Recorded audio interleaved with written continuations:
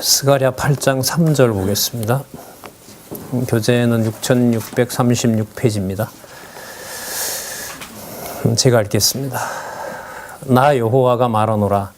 내가 시온에 돌아왔은즉 예루살렘 가운데 거하리니 예루살렘은 진리의 성읍이라 일컫겠고 만군의 여호와의 산은 성산이라 일컫게 되리라. 거기 보시면 여호와께서 시온에 돌아오신다고 합니다. 이게 이제 스가랴서기 때문에 스가랴의 어떤 기록된 시기는 바벨론 70년 포로 후에 아직 성전이 회복되지 않았습니다. 성전 회복되기 한 5년 전에 학개와 스가랴를 부르죠. 그리고 스가랴 다음에 말라기는 그 성전을 회복한 다음에, 그러니까 스가랴 다음에 한 80년 후에, 100여 년은 아니고요, 한 8, 90년 후에 기록하게 되는 내용이 말라기입니다. 그래서 학개, 스가랴, 말라기는 참고로 학개, 스가랴는 바벨론 이후에 돌아와서 성전을 회복할 때 회복하기 5년 전에 여호와께서 학개와 스가랴에게 기록하도록 하신 말씀이고요. 그로부터 한 8, 90년 후에 기록한 내용이 말라기입니다. 그게 구약 성경의 마지막 주제로 선지자로서 지금 예언해주고 있는 내용입니다. 물론 메시아에 대한 내용입니다. 거기에 초점을 맞춰서 보면 3절에 내가 시온에 돌아왔은즉 이렇게 얘기합니다. 그러니까 여호와께서 지금 뭐라고 하시냐면 성전이 회복되는 것이 아니라 그 표현을 내가 시온에 돌아왔다고 얘기합니다. 그러니까 본인이 돌아오겠다고 약속했다는 거고요. 근데 우리는 성전이 회복됐다고 얘기를 많이 하지 여호와께서 돌아오셨다라는 말을 많이 하진 않습니다. 그러나 분명히 요절이고 또 저도 확인해 본 내용으로 말씀을 드리면 그 다음에 예루살렘 가운데 거한다. 예루살렘은 잘 아시는 것처럼 통치국가와 또 성전이 있는 곳이죠. 근데 그 예루살렘에 대한 호칭을 얘기합니다. 어떤 성읍이냐 하면 진리의 성읍입니다. 진리라는 말을 좀 설명을 하면 하나님의 창세전 비밀이 드러난다 이 말이 바로 진리입니다. 진리는 바른 거죠. 그럼 바른 게 뭐냐? 그걸 선지서 전체 맥락에서 말씀을 드리면 바벨론 포로로 잡혀갈 때 성전과 국가를 영원하겠다고 했던 그 나라가 표면적으로 보면 불에 타는 것이 무엇이냐면 바로 유다의 멸망입니다. 근데 그 멸망한 성읍에 대해서 여호와께서 돌아오신다고 얘기를 하시면서 그 성읍을 어떻게 회복하시냐면 진리의 성읍이라고 얘기를 하고요. 진리라는 말은 뭐냐면 이제까지 보여주지 않았던 것을 보여준다는 말이 진리라는 말입니다. 그러니까 내가 곧 길이요라고 했을 때 진리요 생명이다라는 게 내가 숨겨놨던 것을 지금 보여주기 때문에 그게 바로 참 생명이 되고 그게 빛이 된다 이렇게 이해를 하셔도 됩니다. 그래서 진리라는 말은 예수님의 비유에 아주 잘 나와 있는데요. 등불을 켜서 어디 아래 두지 않는다. 그렇죠. 말 아래 두지 않는다는 말은 반드시 어떻게 하신다? 드러내신다는 거잖아요. 그게 진리라는 뜻이에요. 그럼 그게 뭐하고 연관이 되죠? 숨겨놨던 계시를 뭐 해준다? 보여준다는 것하고 딱 맞는 거죠. 그러니까 계시라는 말에 가장 가까운 말이 뭐냐면 진리예요. 그렇게 보시면 돼요. 그러니까 그 진리가 지배하는 뭐가 된다? 성읍이 돼요. 여러분 이 진리의 성읍을 이 단어 하나지만 이해를 하시려면 선지서 처음으로 가셔야 돼요. 그 선지서 다 보시는 대로 문자를 달라고 하셨는데 하나도 안 와 있더라고요. 어제 열어보니까. 아직 읽고 계시는가 보죠. 생소한 얘기처럼 쳐다보시지 마시고 우리 이사야부터 우리 읽어오기로 했잖아요. 곧 있으면 이제 정리가 되니까 이제라도 먼저 보고 이렇게 생색을 내면 안 되는데 이사야 1장에 보시면 내가 세울 나라는 칼과 전쟁으로 세울 나라가 아니다라고 얘기를 하고 있어요. 그게 지금 선지서 마지막에 오면 스가랴서의 대답이 나와요. 무슨 성읍이다? 진리의 성읍. 네, 진리의 성읍이라는 거예요. 이 관통은 우리가 또 한 번 말라기 지나고 나서요. 선지서 이사야에서부터 다시 보도록 할게요. 어쨌든 그 배경을 가지고 있는 말씀이 바로 이 진리의 성읍입니다. 진리, 요한복음에 쏟아지죠. 예. 진리 소개가 예수를 하나님의 보내신 아들로 소개하면서 요한복음이 준비되고 있다. 틀림없는 사실이죠. 그 다음에 만군의 여호와의 산은 거룩한 산이 된다고 얘기를 합니다. 그게 왜 거룩한 산이냐는 것도 선지서 처음에 이사야 66장으로 이번엔 돌아가야 돼요. 이사야 66장 기억나시죠? 열방이 와서 열방 중에서 제사장을 삼는다는 약속이 나와 있죠. 그 내용이 어디에서 이루어지냐면 학계에서 어느 정도 이루어졌고요. 스가랴서에서 이루어지고 있고 말라기 가면 이루어져요. 그래서 시작된 선지서 내용이 이사야부터 시작해서 말라기까지 어느 것 하나도 연결되지 않는 부분이 없습니다. 자, 거기에 초점을 맞춰서 좀 이렇게 말씀을 드립니다. 자, 그러면 이 요절을 통해서 우리는 스가랴서 내용을 정리를 해봤습니다. 스가랴서 내용은 크게 두 부분으로 되어 있죠. 이상을 통해서 성전이 뭐한다? 회복된다는 약속을 해주십니다. 그러면 자, 여기에서요. 이제 이게 521년경이니까 516년에 회복이 되잖아요. 그럼 5년 전이고요. 7장 1절에 오면 2년이 더 지나요. 그래서 7장 1절에는 519년이 돼요. 519년이 됩니다. 통상 그렇게 큰 이의는 없어요. 그러니까 7장 1절의 연도를 또 한 번 표기해 줘요. 그러니까 521년에 한 번 얘기를 하시고 5년 전에 얘기를 하시고 그 다음에 3년 전에 또 얘기를 해주세요. 그게 지금 7장에서부터 시작이 되고 있고요. 좀 더 구체적으로 그 성전이 어떤 성전인지에 대해서는 이미 학개서에 어떤 대답을 우리가 알고 있냐 하면 지금 회복되는 성전의 영광스러움이 그 전에 솔로몬에게 세웠던 것보다 더 크다, 더 작다. 더 크다, 더 영광스럽다라는 얘기를 해요. 자, 여기서 솔로몬의 성전보다가 규모나 또 내용이나 어떤 참여하는 어떤 제사 형식이나 그런 것들이 더 위대하라고 보시면 메시아 언약으로 가기가 힘듭니다. 실제로 또 본문을 읽어보시면 그런 내용으로 가고 있지 않다는 것도 드러납니다. 자, 아까 스가랴서의 그 요절에서 살펴본 것처럼 예루살렘 성전은 무슨 성읍으로 되어 간다 그러죠? 진리의 성읍으로 되어 간다고 얘기를 하죠. 이게 아주 중요한 개념이고요. 그럼 진리의 성읍으로 가기 위해서는 그 전에 하나님의 뜻을 전했던 진리의 전파자들을 굳이 꼽는다면 세 부류가 있어요. 자, 왕, 제사장, 선지자, 왕, 제사장 그룹들이 있어요. 지금 이제 오늘 9장 우리 11절부터 하기로 되어 있는데요. 9장 11절부터 살펴보면 선지자, 왕, 제사장 구도, 백성의 구도를 다 없애버립니다. 그 없애는 것이 진리의 성읍하고 관계가 되게 돼 있어요. 그래서 이 선지서가 이게 참 어려운 게 바벨론 포로 생활을 한다는 그 약속하시면서 무너뜨리고 패해버리겠다는 내용이 너무 끔찍하고요. 상상을 초월하는 방법이고 그걸 여호와께서 창세전에 준비해놨다는 어떤 놀라움이 있고요. 두 번째는 도대체 그러면 누가 살 것인가라는 건데 보면 거기에 이방 백성이 들어온단 말이죠.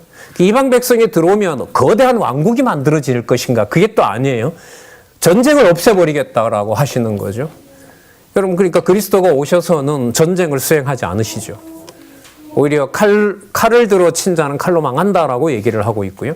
예루살렘의 이름이 여러분 평화의 도시라는 말이거든요. 샬롬이라는 말이 평화 이런 뜻이죠. 그러니까 진리의 성읍으로 진리가 지배하게 하는 무슨 성? 평화의 성. 그게 바로 예루살렘이 되는 거고 거기에 우리는 이미 살펴본 이사야 마지막 장에 나타난 이방 민족이 들어와서 제사장이 된다. 오늘 내용에 보면 스가랴서 내용에 보면 어떤 것 하나라도 예루살렘에 오면 여호와의 성산에 오면 거룩하지 않은 것이 하나도 없다라는 것을 얘기해 주세요. 그리스도가 이걸 모를 리가 없을 거죠.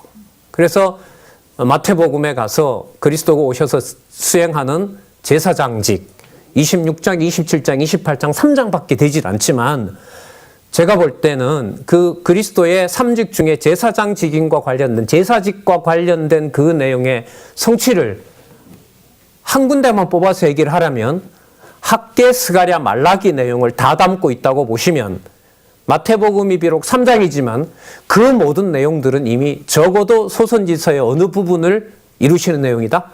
학개, 스가랴, 말라기를 이루는 내용입니다. 되는 거죠. 그러니까 그리스도의 모든 어떤 기록의 한 말씀, 한 구절, 그 다음에 한 사건이라도 오늘 지금 소개해 드리려고 하는, 안내해 드리려고 하는 스가랴 뒷부분과 전부 밀착이 되어 있습니다. 자, 그러면 한번 또 살펴보도록 하겠습니다. 자, 그럼 7장에서부터 8장까지가 훈계에 의해서 회복을 예언하고 있고요. 이전의 영광이, 나중 영광이 이전보다가 더 크다라고 얘기를 이미 하고 있고요. 그렇다면 그거는 솔로몬 시대로 그냥 단지 돌아가는 게 아니라는 것이고요. 규모라든지 제사를 드릴 사람이라든지 재물의 종류라든지 선지자라든지 통치자라든지 그걸 전면적으로 다 바꿔버린다는 거예요. 이게 여러분들 회복의 약속입니다. 그래서 8장 1절에서부터 15절에 보시면 시온을 회복하여 복을 누리는 은혜를 베풀 것을 예언을 하고 있고요. 자, 그 다음에 그러면 회복을 시키려면 지금 이스라엘 백성들이, 자, 유다 백성들이 어디에 있습니까? 열국의 지배를 받고 있잖아요. 맞죠? 지금 이 시대는 여러분 페르시아 제국 시대거든요. 페르시아 제국이니까 바벨론 다음에 페르시아 제국 다음에 어디죠? 헬라 제국 이렇게 가거든요. 오늘 그 스가랴서 내용은요. 이게 중요한데 강론집을 읽어 나가실 때도 오늘 스가랴서 내용은 약속이 어디까지 가냐 하면은요. 자, 이미 기록을 하시고요. 그 본문들을 어차피 다 읽을 수는 없기 때문에 안내를 제가 해드리도록 할게요. 자, 어디에 가시냐 하면 6671페이지에 가시면 아마 읽어오셔서 아시겠지만은 스가랴 내용은 여러분들 지금 시대는 페르시아 시대죠. 근데 약속은 어디까지 갑니까? 헬라 시대까지 가는 거예요, 이게. 그럼 헬라 시대까지 가려면 이게 아까 521년이라고 한번 쳐봅시다. 521년이면 자 100년 빼면 100년 더 지나죠? 그럼 몇 년이 돼요? 520년에서 100년을 빼면 자 이제 기원 전이니까 420년으로 가죠. 420년에서 100년 또 빼봐요. 320년 되죠. 320년에서 또 빼보세요. 220년이죠. 그럼 벌써 몇 년이 지나요? 300년이 지나죠. 자, 그러면 222년에서 100년을 또 빼보세요. 몇 년이죠? 122년이죠. 맞죠? 400년 지나죠. 122년에서 50년을 빼면 어떻게 되죠? 120년에서 50년을 빼면 70몇 년이 되죠. 그럼 몇 년이죠? 450년이죠. 450년 되는 횟수가 거기 나와요. 6671페이지에 보시면 166이 아니고요. 이게 103입니다. 일단 고치시고요. 알렉산드리아 얀네우스 시대가 103년부터입니다. 이 오타고요. 자, 어쨌든요. 중요한 것은 103년부터 뒤에 보면 몇 년이 나와 있어요? 76년이 나와 있죠. 76년이 무슨 해냐? 무슨 해가 가까이 오냐 하면 헬라 제국이 망하는 때가 가까이 옵니다. 옆에다 메모 하나 해보세요. 68년 이렇게 적어보세요. 이 68년은 나중에 어디에 가서 나오냐면 요한계시록 강론에 가면 나옵니다. 그 68년은 AD 68년이 아니고요. BC 68년이에요. 자, 76년에서 68년이 오려면 몇 년이 지나면 되죠? 8년 지나면 되죠. 임박한 거예요. 자, 68년이 여러분들 무슨 해냐면요. 여러분들 역사 속에서 보면 요한계시록에 보면 나오는데 로마 제국의 그 카이사 시저라는 왕 들어봤죠? 그 사람보다 선배였던 사람이 있고 나중에 이제 시저한테 달려들다가 이제 죽게 되는데 폼페이우스라는 친구가 있어요. 장군이었죠. 이 사람이 헬라 사람들을 몰아내면서 예루살렘을 접수를 해요. 예루살렘을 접수하면서 예루살렘에 와서 성전의 건축변에만 남기고 불을 질러버려요. 그래서 76년 다음에 8년 후가 되는 68년은 무슨 해냐? 헬라 제국에 의해서 예루살렘 성전이 불타는 해입니다. 예루살렘 성전이 68년에 불타고요.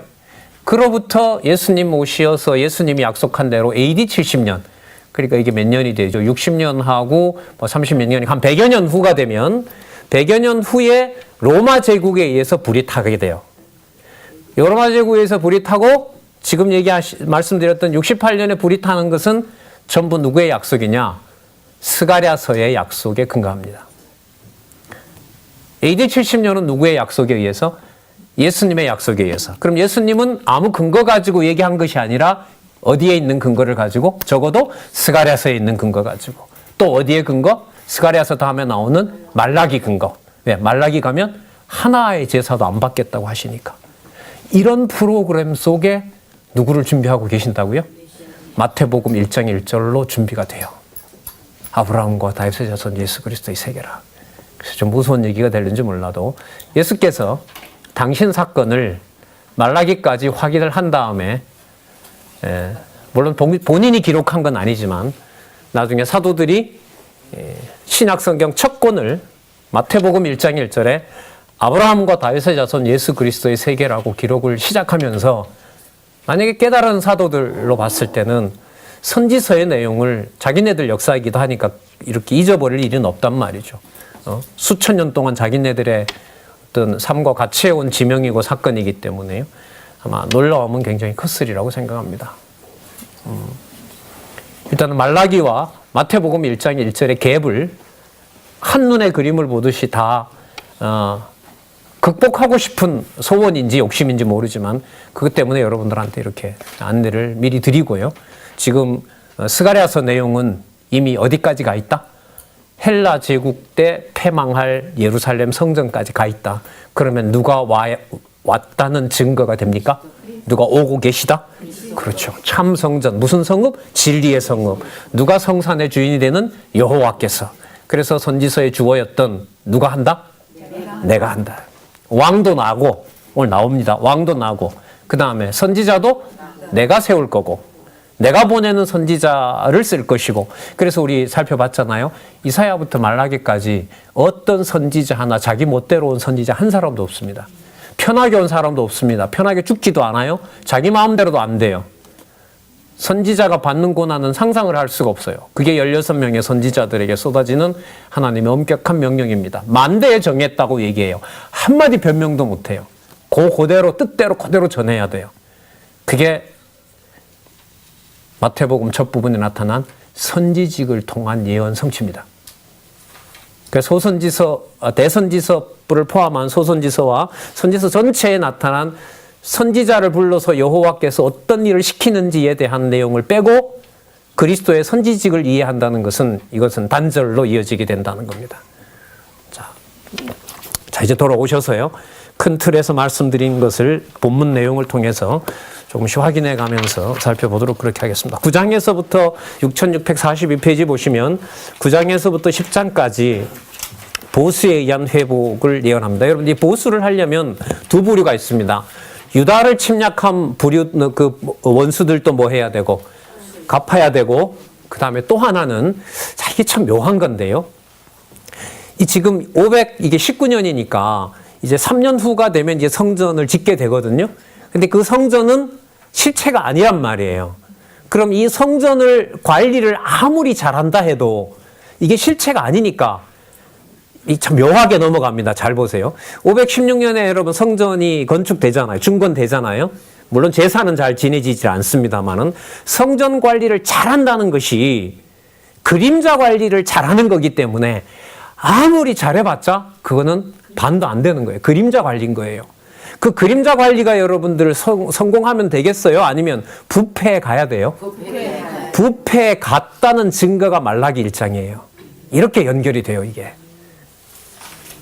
그러니까 이전의 영광을 이전의 영광보다가 나중 전의 영광을 더 크게 하신다는 것을 누가 하신다는 거예요? 여호와께서 하신다는 거죠. 그러니까 이 두 가지를 꼭 보셔야 돼요.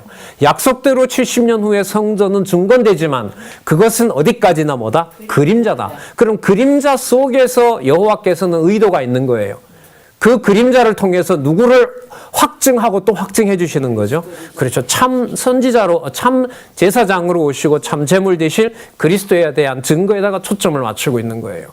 그 그림이 여러분들 말라기 1장에까지 가면 연결이 되고 마지막 말라기 4장에 가면 사자를 미리 보내고 내가 메시아를 보낸다는 약속으로 이어지고 있습니다. 자, 9장 1절에서부터 10절에 보시면 대적들을 멸하고 왕을 보내 다스리게 하신다는 약속이 나타납니다. 자, 그 왕은 우리가 지난번에 살펴본 것처럼 무엇을 탄다 그러죠? 네, 낙이 타고 온다고 그러죠. 9절에 보시면 시온에 따라 크게 기뻐할지어다 예루살렘에 따라 즐거이 부를지어다 보라 내 왕이 내게 임하나니 그는 공의로우며 구원을 베풀며 겸손하여서 나귀를 타나니 나귀의 작은 것 곧 나귀 새끼를 탈게 된다. 나귀를 탄 통치자는 성경에 보면 여러분 사무엘이 대표적입니다. 사울은 말을 탑니다. 근데 신명기에 보면 말을 부정적으로 말합니다. 왜? 말은 여러분 권력의 상징으로 부정적으로 얘기를 해요. 그래서 그리스도가 오셔서 뭘 탄다? 나귀를 타신다고 하는 것은 약속된 누구이시다? 메시아라는 아주 중요한 증거가 됩니다. 자, 여기까지 살펴봤고요. 9장 11절부터 17절에 보시면 자, 이제 여호와께서 예루살렘 거민이 승리하여 풍요를 누리며 산다고 예언합니다. 자, 여기서부터 우리가 조금 정신을 가다듬으시고요.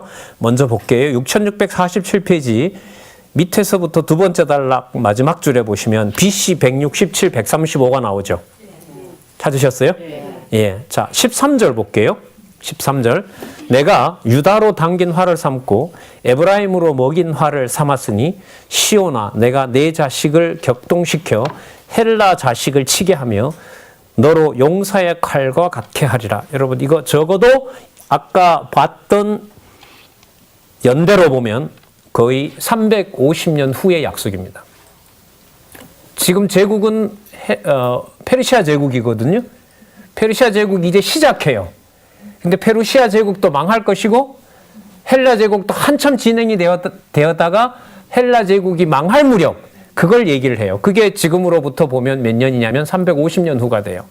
여러분 시간이 350년이 중요한 게 아니고요. 하나님이 좀 이렇게 굉장히 마음이 급하세요. 그러니까 몇 년도에 뭐가 일어나고 뭐가 아니고 확 휙 뛰어넘어 버려요.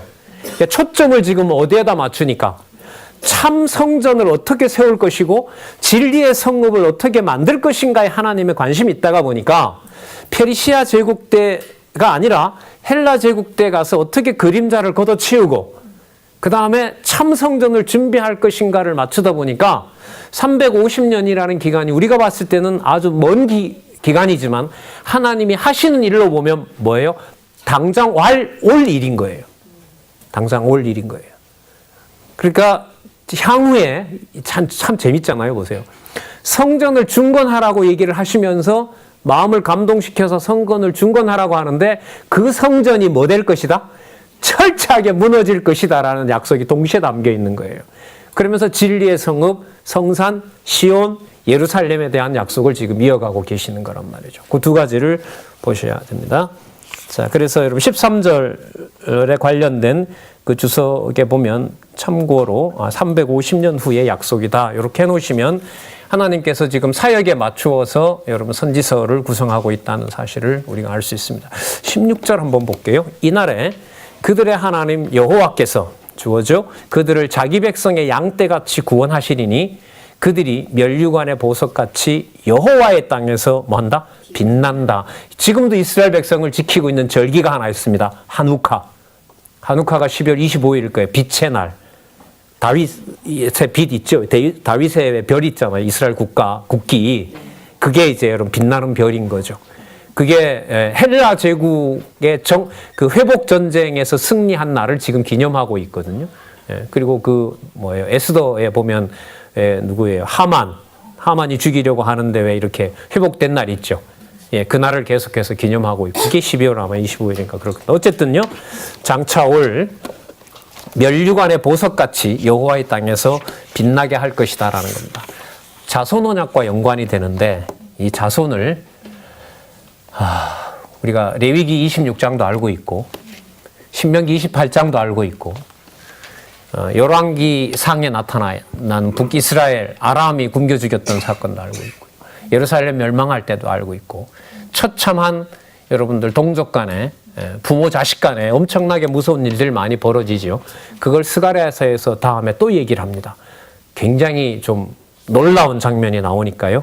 자, 그까지 한번 또 가보도록 그렇게 할게요. 자, 10장 1절에서부터 12절이 일단 거기 보시면 6648페이지 목자를 치고 거짓 목자니까 치겠죠.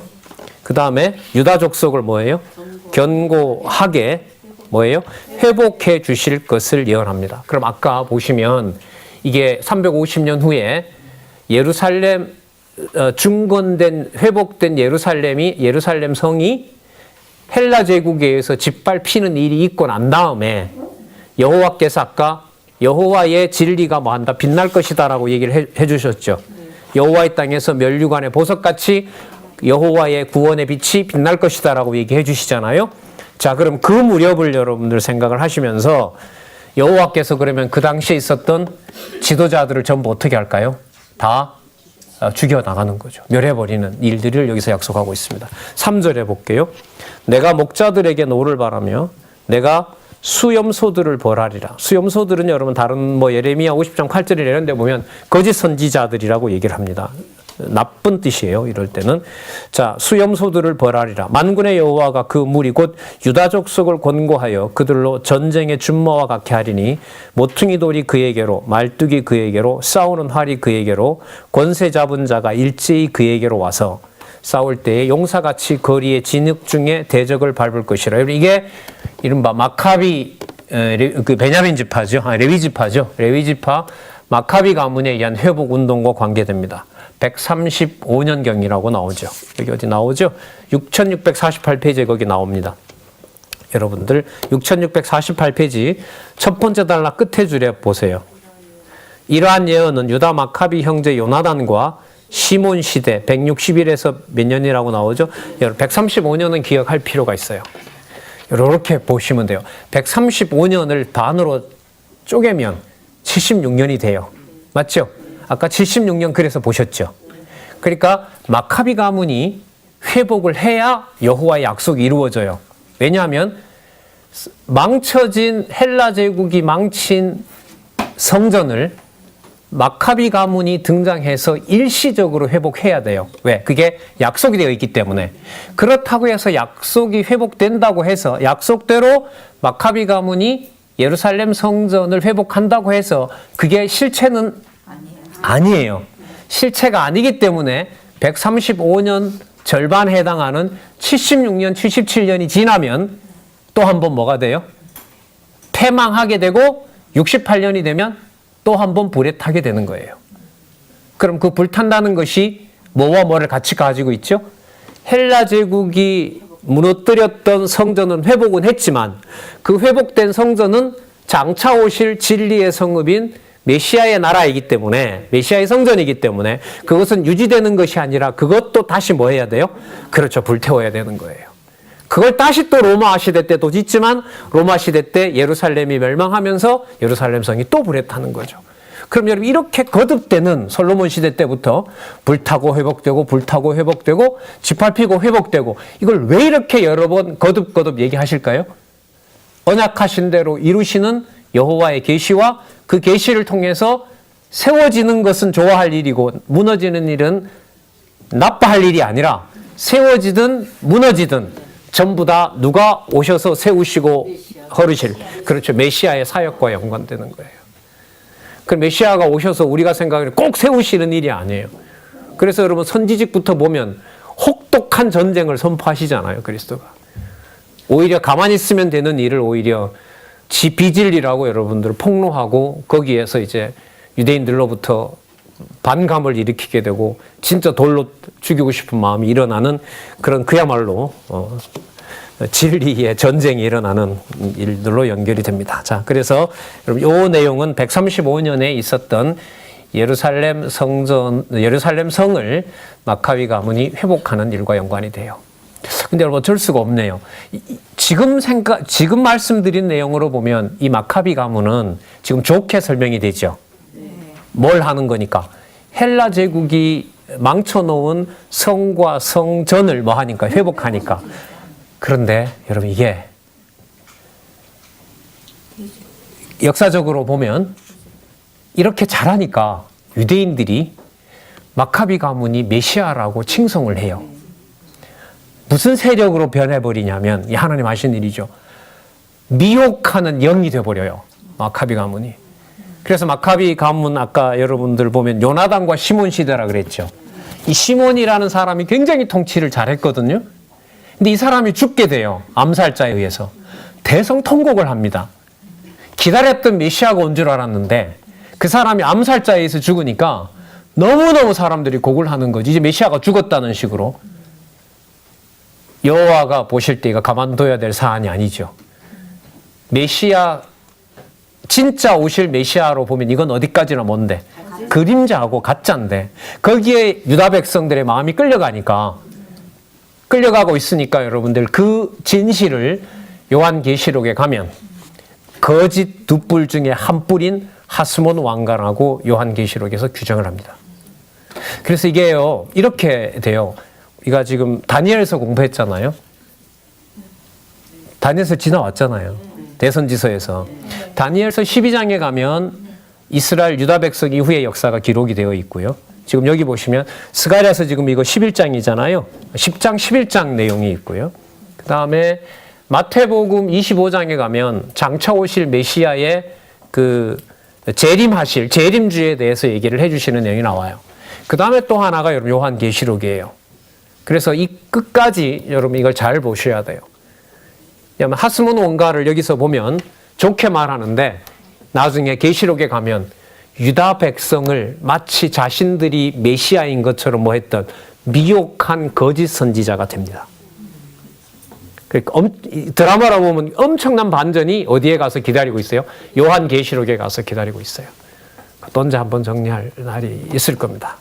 자, 이 최소한의 그 역사적 사실들을 통해서 지금 이 주석을 하고 있기 때문에 그런 부분들은 좀 나올 때마다 강조를 드리도록 할게요.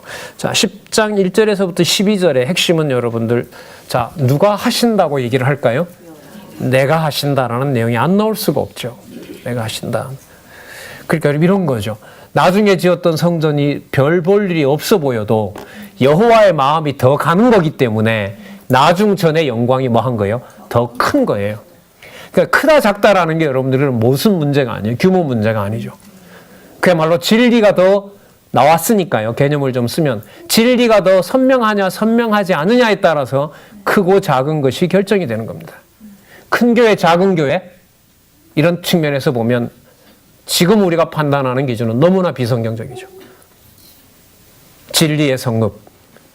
그 숫자가 하나만 있더라도 다른 어떤 것과 바꿀 수 없는 진리의 성읍이 된다는 것을 이걸 통해서도 간접적으로 유추할 수 있습니다. 자, 내가 6절에 보면 내가라고 나오죠. 볼게요. 내가 유다 족속을 견고하게 하며 요셉 족속을 구원할지라. 그 다음 또 나오죠. 내가만 찾아보고 지나갈게요. 내가 7절은 좀 길어요. 6절이 길어요. 한번 읽어볼게요. 내가 유다 족속을 견고하게 하며 요셉 족속을 구원할지라. 내가 그들을 긍휼히 여김으로 그들을 돌아오게 하리니 그들이 내게 내어버리움이 없었음 같이 되리라. 나는 그들의 하나님 여호와라.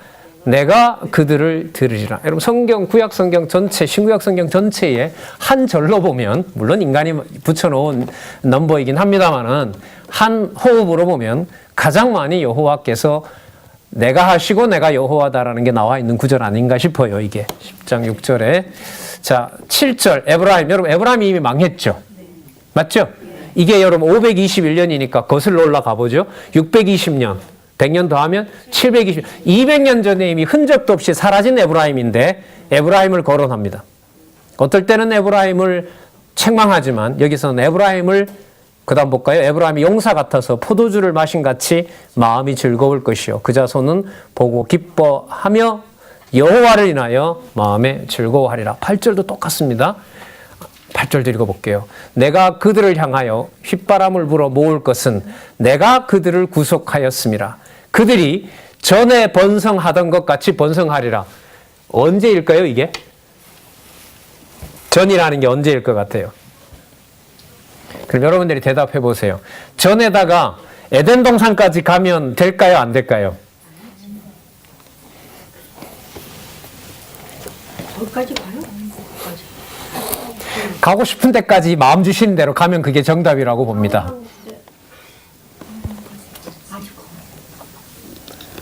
자, 1찬 이스라엘 백성으로 보면 생육하고 번성한 일 어디에서 이루어졌습니까? 애굽이죠. 그죠? 근데 여러분 지금 이 맥락으로 보세요.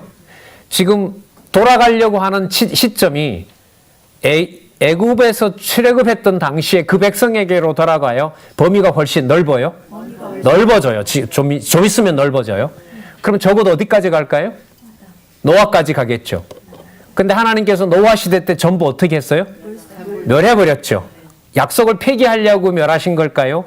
그리스도의 백성으로 채워주시기 때문에 멸하신 걸까요? 후자입니다.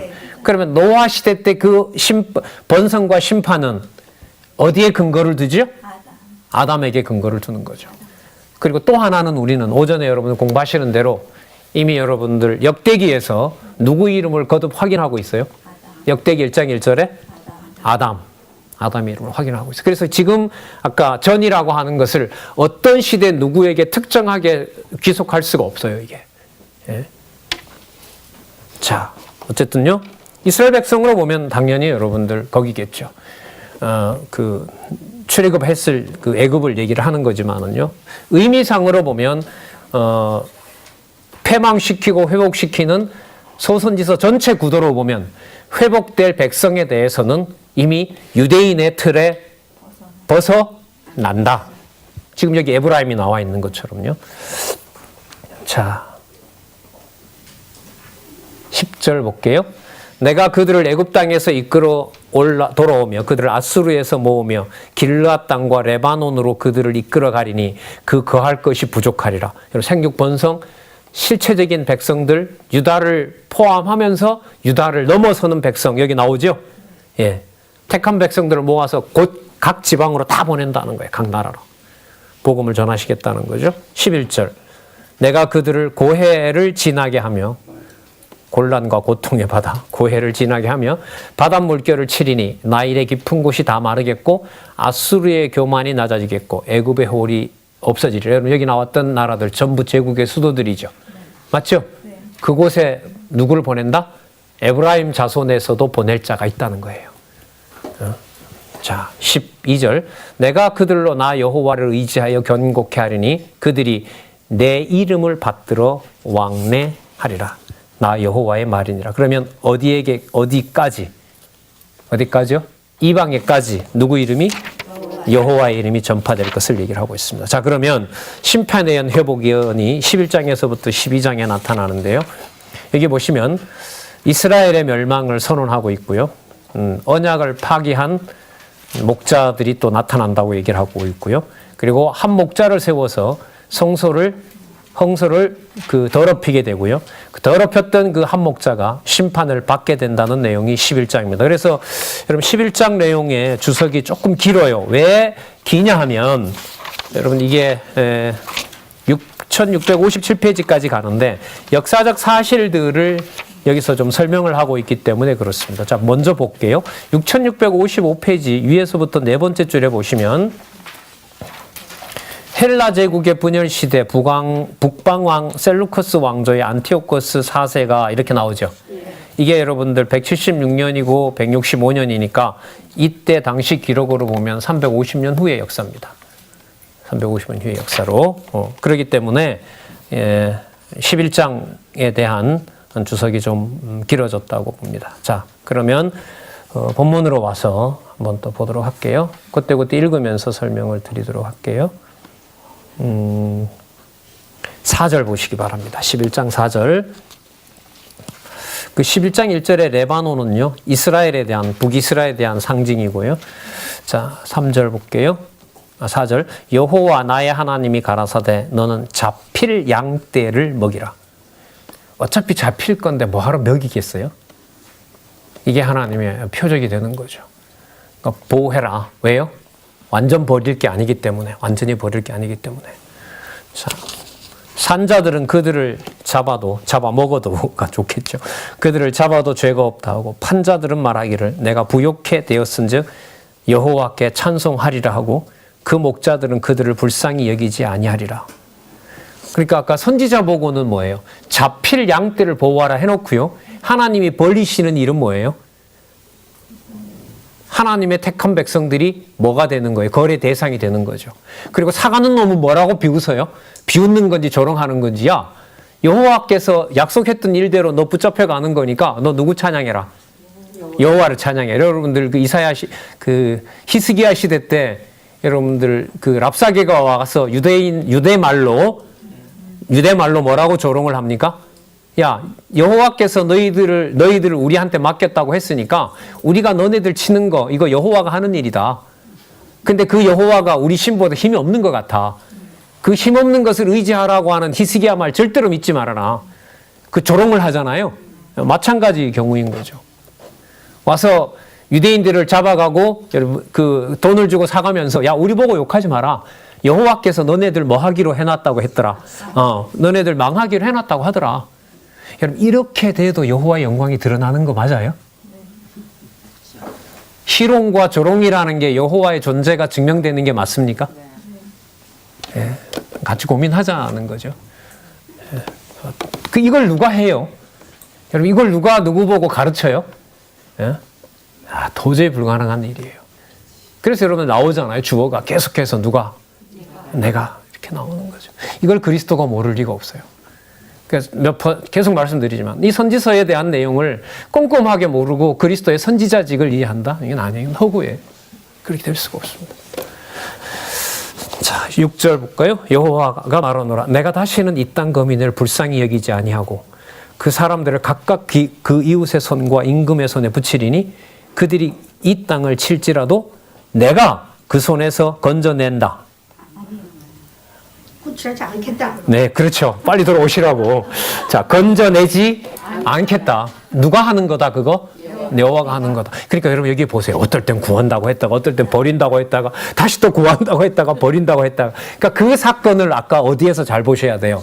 돌아와서 회복한 성전이 약속대로 하나님의 언약은 이루시지만 그 약속의 내용의 실체가 아니고 그것은 어디까지나 누구에 대한? 그리스도에 대한, 메시아에 대한 약속. 이 두 가지를 잡으셔야 돼요. 그러면 여러분 이게 잘 보세요. 왔다 갔다 한다는 게 이게 정리가 안 되면 헷갈리는 거죠. 맞죠? 그런데 여러분, 그런데요. 큰 틀에서 메시아 언약이 확실하면 망하고 회복하는 과정이 누가 오는 것에 대한 확증이 돼요? 메시아가 오는 것에 대한 확증이 되는 거죠. 여러분들 강한 어떤 선수 한 팀을 만들려면 맨날 좋은 것만 시켜요? 아니면 감독을 때려 죽일 정도로 믿게도 해요? 그게 여러분 일상사라면, 그것도 이해가 어느 정도 된다면 여호와께서 여러분 그 전략을 당신의 방법대로 주권적으로 사용을 하고 계신 거죠. 자, 그러면 여러분 여기 11장에 내가 그 손에서 내가 건져내지 않겠다는 말은 에브라임과 유다라는 혈통의 틀을 깨버리고 누구도 들어와서 진리의 성읍에 누구도 들어오게 된다? 그렇죠. 이걸 지금 여호와께서 준비하고 있는 거예요. 그러면 이쯤 가면 여러분들 혈통을 뛰어넘어야 되면 노아까지 가야 되고요. 또 노아 앞서서 누구까지? 아담까지 가서 인류의 한 조상으로 오실 그리스도로부터 낳는 하나님의 자녀 구도로 가야만 이게 해결이 되는 거죠. 자, 여호와께서 스가랴 보고요. 이 말씀을 하시니까 스가랴가 7절에 보세요. 내가 이 잡힐 양떼를 먹이니 참으로 가련한 양이라. 여러분 어차피 잡힐 건데 왜 먹여야 돼요? 여호와가 시켰으니까. 그러니까 이런 거죠. 묘한 거예요. 스가랴는 이 말을 안 따를 수가 없어요. 그러나 자기가 아무리 잘 먹여도 아무리 잘 먹인다 해도 그 백성은 뭐 할 수밖에 없어요. 멸망할 수밖에 없어요. 누가 멸망시킨다고 했으니까. 여호와께서 멸망시킨다고 했으니까. 여기서 여러분들 우리 신앙을 우리가 깊어지는 거예요. 어차피 멸망할 거 하나님이 왜 돌보라 그러지? 우리는 생각을 하기에 돌본다고 하면 뭐 할 거기 때문에 앞으로 잘 되려고 하는 거기 때문에 하는 거고, 돌보지 않는다는 말은 아예 버리는 거라고 하는데 여호와의 섭리는 그게 아니에요. 뭐 하지만 뭐 하는 일이 되고, 잘 돌보는 거지만, 잘 보세요. 잘 들어보세요. 잘 돌보려고 하지만 실체가 아니기 때문에 반드시 뭐 해야 돼요? 버려야 돼요. 그러나 반드시 버릴 수 없는 게 유다로부터 에브라임으로부터 누가 오기 때문에, 메시아가 와서 복음이 그곳에서부터 뭐 해야 되기 때문에 전해져야 되고 모든 나라로 보내져야 되기 때문에, 여러분 이게 사도행전 1장 8절이에요. 그 사도행전 1장 8절이 괜히 요절로 가 있는 게 아니에요. 선지서에서 우리는 또 확인할 수가 있어요, 이 내용은. 그래서 여러분들 성경은 후반부로 갈수록 이게 새로 나오네라는 게 나오면 뭔가 성경을 잘못 읽어 나가고 있는 거예요. 어딘가의 부분이 확인이 안 된 거라고 보시면 돼요. 그 중에 우리가 좀 취약하고 치명적이었었고 거듭거듭 확보를 해놔야 될 부분이 이제 이렇게 시간이 좀 오래 가고 있는 선지서 부분이라고 생각을 하는 거죠. 자, 그럼 볼게요. 선지사가 어떤 태도를 취하는지. 일단은 먹여야 돼요? 안 먹여야 돼요? 먹여야 돼요. 근데 먹여야 되는데 내 품에 오래 가지고 있으면 돼요? 안 돼요? 안 돼요. 자, 이거 참 잘 생각 한번 해보세요. 읽으면서.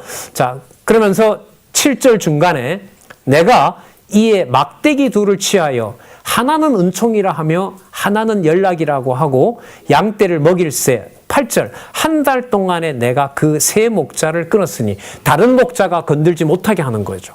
이상이겠죠. 그럼 세 목자 뭐 신비스러운 거 아니에요. 쉽게 말하면 이런 거죠. 이스라엘 택한 백성, 유다 백성을 다스리는 그룹은 세 그룹이에요. 왕이 통치를 잘해야 되고요. 맞죠? 하나님 잘 섬기려면 누가 잘 움직여줘야 되고 제사장 잘 움직여줘야 되고 말씀 잘 전하려면 누구 기능이 올바라야 돼요? 선지자긴 이렇게 보시면 돼요. 뭐 틀리진 않아요. 근데 그 세 그룹들에 대한 목자들을 하나님이 어떻게 해버려? 다 치워버리고 누구에게 맡겨버리는 거예요? 스가랴에게 맡겨놓는 거예요. 스가랴한테.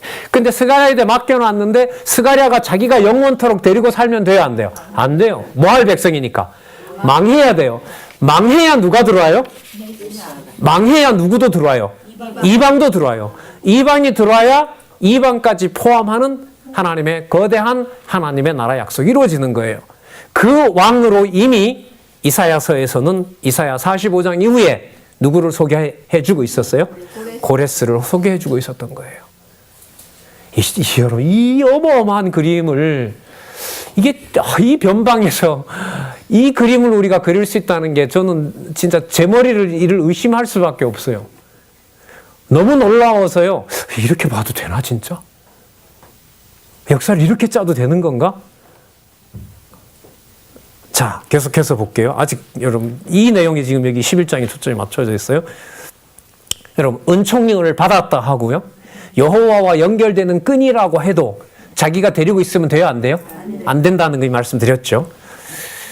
자, 8절 중간에 이는 내 마음에 그들을 싫어하였고 그들의 마음에도 나를 미워하였습니다.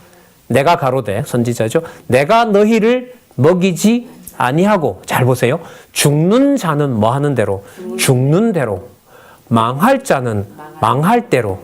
그 나머지는 남아있는 자 피차 뭐예요? 살을 먹는 대로 두리라. 붙잡혀가고 남은 자들은 서로 누구끼리? 자기네들끼리 또 잡아먹는 거예요. 이렇게 될 바에 뭐하러 또 스가랴 보고는 치라 할까요? 상상이 안 되는 거죠. 상상이 안 돼요. 그러니까 스가랴는 명을 따랐는데 결국은 다른 관리를 못하던 자들처럼 새 목자들처럼 자기도 결국은 여기 보면 뭐예요? 관리를 못하는 게 아니라 자기가 챙기겠다고 했던 자들을 데려와서 자기가 오히려 버려버려서 결국은 서로들 잡아먹는 일들로 만들어지는 거죠. 제가 스가랴 같으면 이거 끝났을 것 같아요. 이 도대체 뭐 하는 짓이지 이게? 데리고 왔으면 보살펴야 되잖아요. 아니에요. 더 처참하게 버려놓는다는 거죠. 그 속에 여러분들 뭐가 있어요? 아까 요절을 가져와서 보면 진리의 성읍이 만들어지고 있어요. 누구도 들어오는 아까 곳곳으로 보냈던 자들이 곳곳에서 하나님의 백성을 불러 모아오는 일이 스가랴서에서 일어나고 있어요. 그래서 의외로 이 스가랴서 내용이 문제의식을 좀 가진 구약신학자들은 굉장히 주석을 해요. 근데 여러분 여기 보시는 거 알겠지만 아까도 말씀드렸지만은 이사야서를 빼고 선지서 처음을 빼고 여러분 스가랴서만 열심히 주석을 한다고 될까요? 안 될까요? 안 되는 거죠. 여러분 거기에 여러분들 보고 계시는 여러분 성경의 통일성, 의미 중심으로 통일이 되고 그 의미의 핵심은 여호와의 언약과 그리스도 성취로 여호와 계시라는 것이 여러분들 보고 계신 이 구도라고 보시면 돼요. 자, 11장까지는 보도록 할게요. 그 밑에 문장 보도록 하겠습니다. 여러분 메모 하나 하실래요? 기왕 아까 요한계시록도 소개했는데 여러분 9절 옆에다가요. 계시록 21장 11절을 한번 메모해 보시고요. 나중에 21장 11절 한번 보시기 바랍니다. 거의 이제 계시록도 끝나갈 무렵이거든요. 하나님께서 마지막 심판하기 전에 그리스도가 오셔서 최후 심판하기 전에 뭐라고 하냐면 망할 자는 망하고 거룩할 자는 거룩하게 하고 각자 정해진 대로 그 길을 가도록 하라. 그러면서 사도 요한에게 계시로 보여주는 내용이 있죠. 저도 그게 그때 그 본문 읽을 때 너무 충격적이었는데 그게 만들어지는 게 아니었어요. 이미 뭐 하고 있어요? 이게 나오고 있어요. 이런 부분 한 서너 군데 나오는데 메모를 제가 찾아보진 않았어요. 다음에 확인되면 또 찾아드리도록. 이런 말이 예레미야에서도 나와요. 맞아요. 망할 자는 망하고, 네, 맞습니다. 맞습니다. 꿀자는 죽어라. 맞아요. 예. 예레미야에 나옵니다. 22장 11절이에요. 22장 11절이라고 하네요.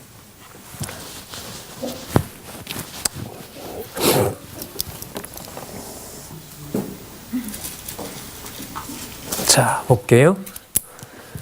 11절. 이에 은총이라 하는 막대기를 취하여 뭐 했다? 10절 보세요. 이에 은총이라 하는 막대기는 취하여 뭐 했어요? 그렇죠. 은총을 끊어야 뭐 할 거 아니에요? 망할 거 아니에요. 자, 그 다음. 이 모든 백성과 세운 언약을 폐하려 했습니다. 답도 나오네요. 11절. 당일에 곧 폐함에 내가 청종하던 가련한 양들은 이것이 여호와의 말씀이었던 줄 안지라. 달려들진 않아요. 야, 너가 우리를 데려갔으면 너가 우리를 잘해줘야 될 텐데 왜 너가 우리를 더 처참하게 만드느냐라고 달려드는 게 아니라 너가 얘기했던 대로 여호와의 명대로 약속대로 이루어졌네? 이렇게 되는 거죠. 그럼 여러분 여호와께서 언약을 성취해 줬으면 여호와께 뭘 드려야 돼요? 예물을 드려야 되죠. 그 구도예요. 자, 근데 얼마를 내냐 하면 자 12절 내가 그들에게 이르되 너희가 이것이 좋은 것으로 여기거든 내 고가를 내 값을 내 수고비를 내게 주고 그렇지 아니하거든 말라. 그들이 곧 은 30을 달아서 내 고가를 삼은지라. 은 30은 여러분 노비 가격입니다. 최저임금보다 못한 게 여러분 은 30입니다. 사람에 대해서 매기는 값 중에 물론 여러분이 나중에 마태복음 26장에 가면 그리스도를 통해서 이루어질 내용들입니다만은 자 어쨌든 거기 가기 전에 이 내용이 여기서도 이제 이루어지는 거죠. 여러분 잘 보세요. 이것도 이게 쉽지 않는데 우리 상식으로 시간이 지났네요. 어쩔 수 없네요. 한마디만 하고 마치도록 할게요. 이 설명이 좀 필요하니까 그래요. 자, 여러분 여호와께서 언약한 대로 스가랴가 이루었죠. 그럼 누구의 언약대로 이루어진 거예요? 그 여호와의 언약대로 이루어진 거면 여호와께서 살아계신 게 증명이 되니까 내가 가진 거 전부 다 드려야겠죠. 아니, 상식적으로 생각을 하면 여호와의 언약을 눈앞에 받고 여호와께서 살아계신 증거가 확증이 됐으면 내가 다 드리면 되잖아요. 다 드려야 되고. 그런데 여러분들 이루어지는 내용이 나한테 유리해요? 불리해요? 불리하죠. 그러니까 안 낼 수는 없고 내는데 얼마를 줘야 돼요? 조금 내고 싶은 거죠. 그게 은 30이에요. 여러분들께 여호와 같으면 요 짓을 하는 이런 경우를 두면 안 되잖아요. 이 치사한 걸 두면 안 되죠. 그래서 지금 이 과정이 무슨 과정이 돼요?